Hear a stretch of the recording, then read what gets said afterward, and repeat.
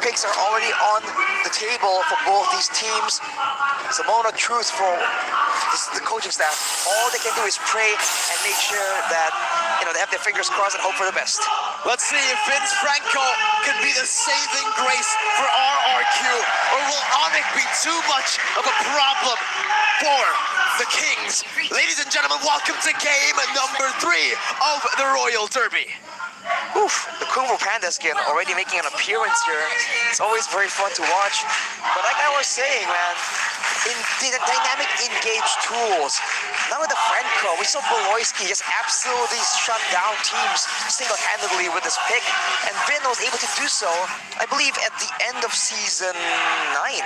Yeah. Right? To ensure a very swift and dominant victory over ONIC. So this is a bit poetic as always, but now look at the laning here. Keyboy already making sure that Skylar does not have all the room available to try and make his move.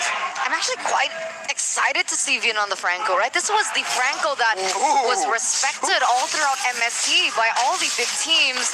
But Keyboy here seems to have a little bit more to work with in terms of that pressure, because Vin has to rely on the Iron Hook in the early stage of the game until they reach that level 4.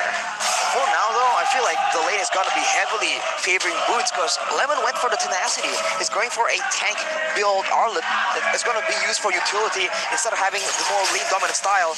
Iron Hook does land, though. That's a Purify forced out. As Albert just makes a quick hello there in the gold lane. And I think he needs to, right? I think Lemon needs to be more of a frontliner in that situation, especially we can see here Skylar going to be very, squishy. Vin, not the best roamer to absorb all the damage. As you can see here, Albert, everyone else going on to Keyboy. Oh, the Iron Hook brings him back. Skylar. No, it's Albert who picks up first blood in game number 3, already utilizing this winning matchup.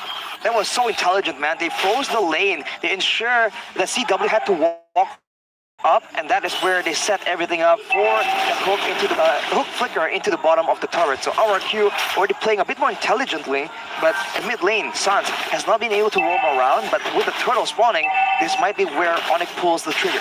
Albert's waiting in that bush right now. Sans able to pop in the feather airstrike against Vin. Oh my god, he actually flickers out from the range as well, picking up a kill for himself. Keyboy right there, but that's gonna be the turtle. Reset it. Kyrie running away. Lemon chasing him down. Right now with Boots is caught in the midst of it all, but has the vengeance to sustain back up. He's chasing Albert down with the help of Keyboy. He claps him and takes the kill back.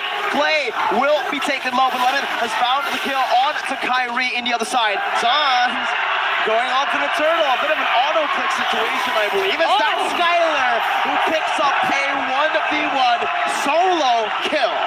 Oh, that's unfortunate, right? Because in the bottom lane, CW gets a power spike against the Brody when he reaches that level 4. But even then, Skylar was still able to outmaneuver and outplay CW at that point. Maybe it's a little too early to pull the trigger on it. Maybe he needs a little bit more items, especially with the base damage from a Brody that's a lot more than CW. But here, Vin caught a little offside. But the airstrike, Skylar with the flicker forward! Skylar with a massive play to save his roamer. Albert now with the comp, but Lemon is going to be able to cancel it out. Now with a vengeance onto Kyrie. Doesn't have more CC, but that's what Albert is for. The CC coming in to find Flash as well. Who's now against two. Just striking back hard here, using the very dominant 1K so far.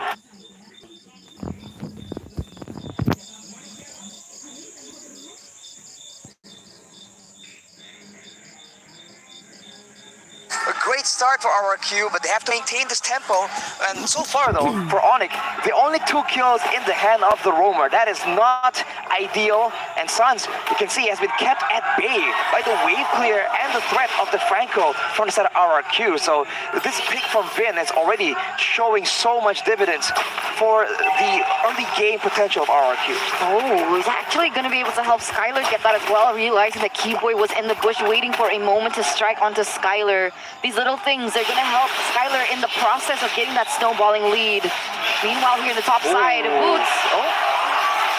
Mark maneuvers, bringing Boots under the turret right now. The Vengeance gets popped, but Albert has the Appraiser's Wrath. He's holding on for the Vengeance there as he walks him down, has the Appraiser's Wrath, will just save it here as Boots does a bit more damage onto him, but it's still going to be a kill over to RRQ.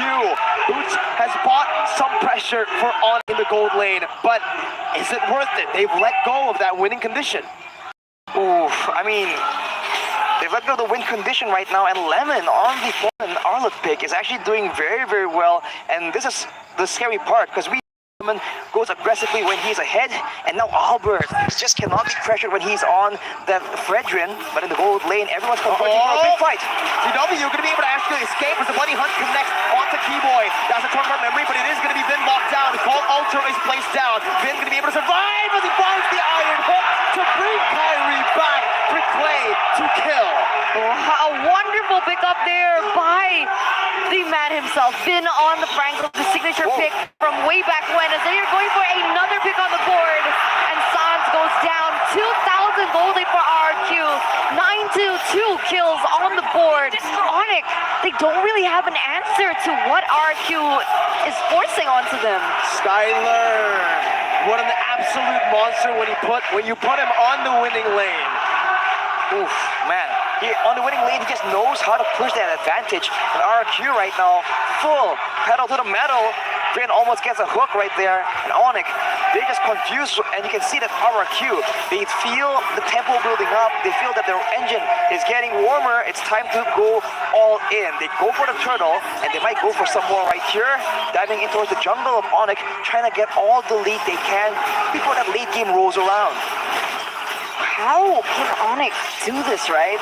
I'm thinking about it. Kyrie so far has not been able to get anything on the board. 0-3-0 KDA so far, and he's far behind the Fredrin up until this point. 1,000 gold deficit if we take a look at the items. And in terms of those gold lane as well, Brody already with so much damage, BOD, the Fury Hammer built in as well. That's extra physical damage, whereas the Claude has only been able to get that DHS. He hasn't even completed the boots, and only some steel leg plates to be able to withstand how much damage the Brody is doing in the early game. The Fury Hammer Mirko was talking about is a very efficient item, giving more penetration, but Keyboy goes in, and then the Clay gets taken out, but the retaliation. Oh, Vin flying CW on top of them all, but Skyler will fall, and that's a shutdown over to Kyrie. Sauce in the back line, he's able to position super well, but he brings his back with flying Keyboy to pick himself up a double kill.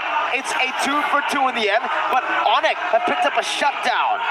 And that's a shutdown in the hands of Kyrie as well. Not ideal, but it's still a 3K gold lead. And look at the tempo. Look at what they do with that lead. They go for Sans, but he is fortunately able to escape. But the purple buff will fall victim. Not a single moment wasted from both these teams right now. Yeah, Lemon also went into that team fight at the right time as well. As the Appraiser's Wrath actually hit, he was there to follow it up, and the damage was definitely dealt there and actually gave RRQ a little bit of a lead or an edge in terms of the outcome of the team fight. I feel like a big win condition for RRQ right here is to use Albert as one of the main front lines. He is ahead, and he does not want to give a shutdown away, but he's going to be building tanky items, and if he can take the initial hit from Keyboy, that can open up room for everyone to just jump back and counter engage, because Fredrin, with lower HP, that means you do a lot more damage, and you have a big chance to make a huge burst damage play using the Appraiser's Wrath as well. So I think that's how they're going to engage. So look at Finn. With Bloody Hunt and the Iron Hook, there you go. That's going to be Keyboy. The team stunned up and taken out. Nicole Ultra. Keyboy finds a massive stun. Skyler will fall into the hands of Kyrie. Only the Rover traded it for the gold lane. ONIC somehow have been able to salvage this team fight when it's going so well for RRQ. Lemon going for the stun. Kyrie's able to dodge, but not with the final slash. As Albert picks up another shutdown. ONIC have been taken out, but Sans is still here. Franco, Vin, super low. Meanwhile, CW still farming up a storm in the gold lane.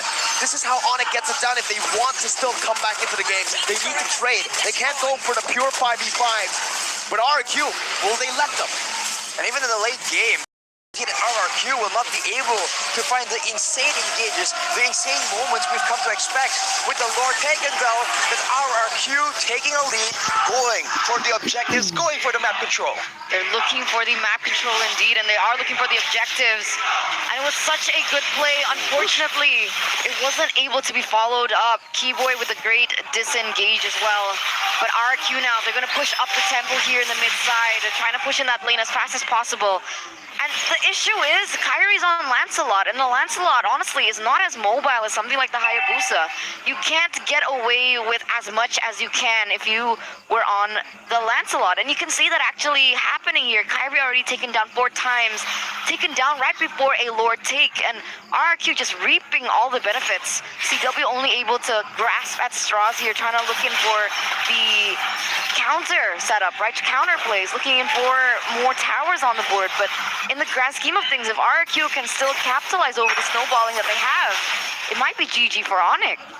RRQ though, you can see that Skylar is respecting building a bit more defensive items, and I feel like he needs to start approaching the fights from behind, right? If he's already participating, it opens him up to being punished by Kyrie, by Suns, but if he takes his time and actually just outputs the damage and becomes this very elusive, very hard to catch marksman that does a lot of damage from far away, that might be what RRQ needs as they make a play for the rest of the turrets here, ensuring that ONIC is going to be locked inside their base, unless Vin makes a play happen here.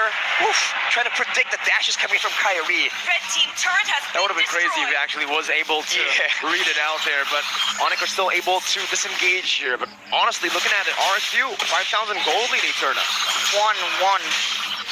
CW needs 1, I think, to be able to dish out the damage. I mean, Skylar already is in a lot of items already, I think. Oh, wait a minute, what?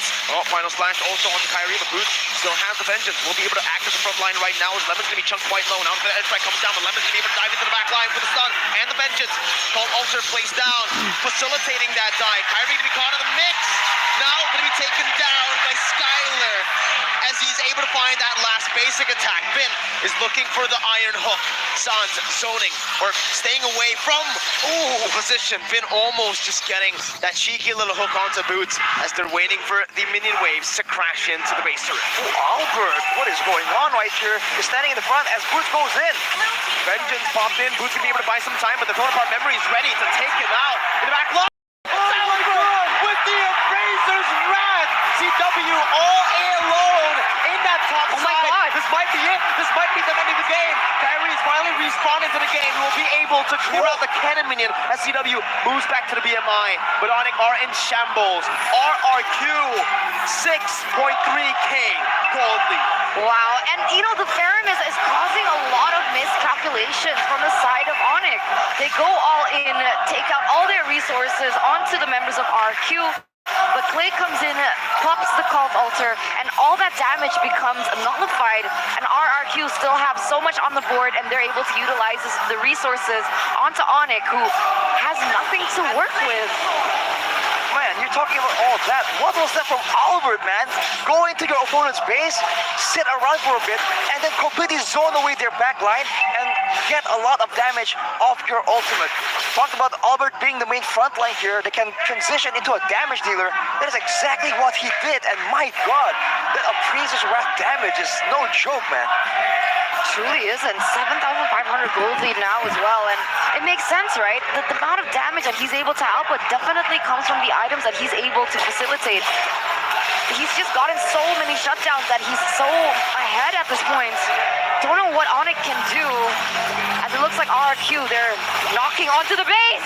Kyrie gonna be locked down right now. Sunned up, but look at the iron hook. It's only onto Boots. Keyboy jumps into the back line, but now the court by memory. Keyboy 5-4, but it's all just for ONIC to take the Lord down. The mini wave is still crashing in. Boots resetting, getting some HP back. The mini waves are gonna be there, but ONIC will be able to clear it out. Lemon with a flicker. Not sure if he was going for it, but CW with a blazing to the winner. They draw to the back line, dealing a whole lot of damage. But it's going to be Kyrie, who falls to the Appraiser's Wrath. It's Albert with another. The iron hook connecting. Sans all alone, flickering out. Albert losing his immortality, and Sans pops in for the air strike to clear out the way. But